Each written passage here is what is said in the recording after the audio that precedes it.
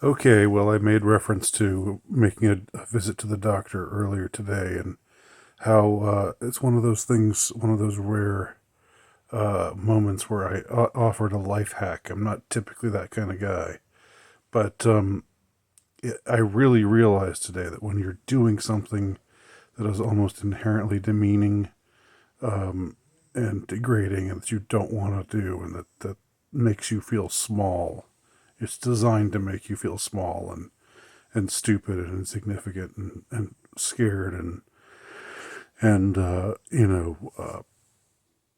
your element and like you're surrounded by by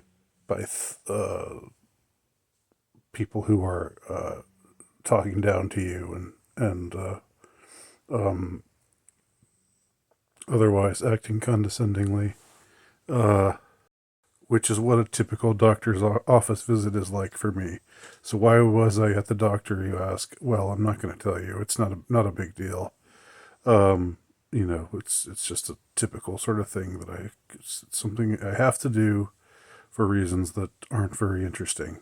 Um, so it was something I had to do, and I was dreading it. But I realized that when you show up to something like that, I mean, if you don't find going to the doctor's office to be that bad, then just substitute something else in. Think of something that you just hate doing, and that just seems to be a ritual designed to make you feel small and ridiculous and stupid and insignificant and condescended to.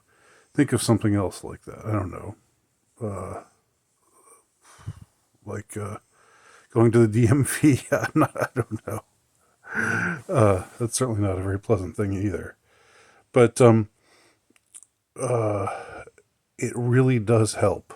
It really does help to dress up nicely. Now, when I say nicely, I have pretty low standards for myself for what it means to dress nicely. I just mean khaki pants, a collar shirt. That's it. That's what I mean when I say dress nicely. I'm not talking about, suit and tie or anything like that. But just, something that's a little bit more formal. And that helps to give you this kind of like, uh, this sort of edge. So, sort of they can take our lives, but they'll never take our freedom. Something like that. Something equivalent to that, roughly. Uh, um, it gives you a feeling of it's a psychological thing. It gives you a feeling of self-respect. It's I don't know. It's not like you're inherently more worthwhile if you're dressed to the nines or slightly more nicely dressed than usual in my case, than if you just go in all slovenly in a t-shirt and sweatpants. But it does make you feel like less of somebody that's just going to be pushed around and made to feel idiotic and ridiculous. So so I go in to the doctor's office. I just thought I would report on a few details. Um, and always before there'd been a sign out front saying, or there, during the days of stupidness, there was there was always like somebody asking you this, some castrating woman asking you this battery of questions about, have you had this symptom, have you had that symptom, have you had blah blah blah, have you da, da, da, da, and you have to stand in line, and you can't just go up and say no to every question that you're going to ask me. You have to just sit there and say no, no, no, no, no, no, no, no, no, no. Um, and then you have to put on your stupid uh, muzzle. And I thought the muzzle thing was still was still a thing, but really, actually, it's not anymore. In the doctor's office, at least around my parts, you're supposed to wear the muzzle if you've got certain symptoms, but if you don't have those symptoms, then you can just be barefaced. And so I realized that, and I was barefaced. I became barefaced once I came to know that was the case. Um, so I go up to the front, and there's I, in a prior video, you know, I talked about how the whole doctor's office ritual is, it's like designed a particular way for a particular reason. It's one of those things where you're sort of put in your place. You sit and wait, and then you're called in uh, by some Harridan nurse, and who talks down to you, and then they take you to another room, and then you wait in that room for a few minutes, and stare at the wall, and then the door opens, and it's another nurse, and she talks down to you and takes your blood pressure and does this, that, and the other thing, and then the doctor comes in, and then the doctor sees you, and then you get to leave, and it's like, I've made it through. You know I've made my way through the labyrinth, and now I can emerge into the sunlight again. um well, specifically the things that happened today. I go to the front desk and I say, I have an 11:15 to see Dr. White. I thought that was the name of my doctor. And the being behind the counter says, Dr. White? Dr. White? Like that, you're so stupid, honky. What are you talking about? There ain't no Dr. White here. And she could have just said,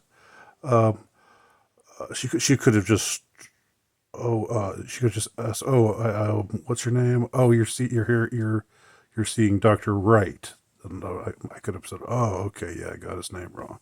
No problem, no big deal. But instead, we have to start off on this foot of like, you don't know what you're talking about, do you? You don't even know what you're doing. What the hell are you doing here, son? So, yeah, then she said something like, do you have your insurance card? And I said, well, it's the same insurance that I have had last time. And she said, well, we don't have anything on file. This is the first time I've ever heard that. This is the first time anyone's ever told me that they don't have anything on file. But again, it's like, you don't even know who your doctor is. You don't even have your insurance on file, son. And it's like, immediately, the kind of vibes they're sending out to you. It's just, you idiot. And then she said, okay, well, now you go sit over there. Go sit over there. Like, and I actually said, I know, that's where I always sit. And I actually did say that out loud. Yes, I didn't just think it in my mind. I actually said it out loud. Because, yeah, I know where I'm supposed to sit. The first place, there's like a series of waiting rooms. That's what the ritual of the doctor's office visit is all about. There's like this one waiting room, then they take you to another waiting room and you wait, and then take you to another, and then some 30 minutes after the time that you're scheduled to for your visit, that's when you're actually seen. If you're lucky, sometimes it's longer than that. But then your time, your time is less important than their time. So that's just part of the whole vibe of the whole visit. It's just, again, making you feel like you're just a waste of space. And You just have to put up with things because that's the way it is. Okay, I want to show you all this. Uh, this is a sign: right patient, right drug, right dose, right route, right time. I mean, this is a sign they have up on the door. Like, what is this? What the hell is this all about? And that's Governor Christie Noam, whom I'm partial to, by the way. But that's neither here nor there. Why? Why do they have that sign on the door? Um, it seems to be something that they're doing to remind themselves of something, but I don't know what. Anyway, so I do what I got to do, and it's relatively painless, but they one of the things that they push heavily on me this time is colon stuff. Like there's like you're over 50, so we recommend this. Either you get a colonoscopy or there's this there's this. I'm sorry that this is gross, but something called colon guard. Y'all know about this? You send them, you know, you know what, in the mail. They give you this packet or whatever, this thing to collect it in, and then you send them the the stuff in the mail. And it's supposedly be able to screen if there's anything wrong. It's early detection and blah blah blah. You maybe seen the infomercial and stuff. I mean, no, that doesn't appeal to me. I wouldn't care to do that. But and I don't know. I said I don't know if my insurance covers that. So you got to know how to sort of be a little slippery when they're being really aggressive and they're not taking no for an answer. I mean, I don't feel like there's anything wrong with me there, but who knows? There could be something wrong with me there. There could be something wrong with me in a lot of places, and I'm just not aware of it.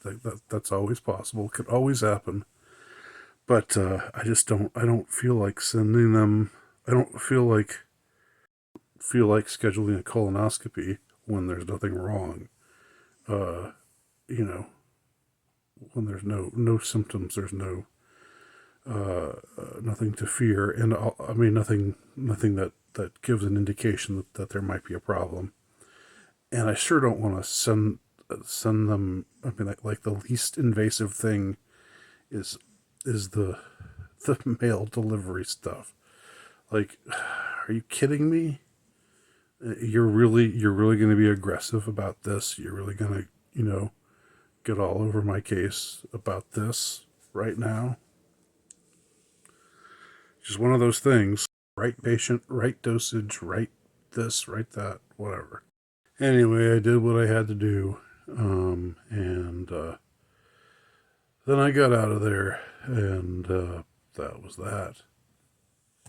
But I just wanted to tell you all about it for some reason. I don't even know why. And just also to tell you all that it helped. It helped being in these humiliating situations. This getting talked down to nonstop by a bunch of people who probably have half my IQ. Um, I mean, and the doctor too, who's probably a little smarter, but still. Uh, it seems like a situation that is again designed to make you feel small. Um, so just take my word for it. Dress up, get a little bit fancy. Not too much. Don't overdo it, but you feel like you can push back a little harder when you're not just a total slovenly uh, slob. That's my message of the day. Thanks for watching.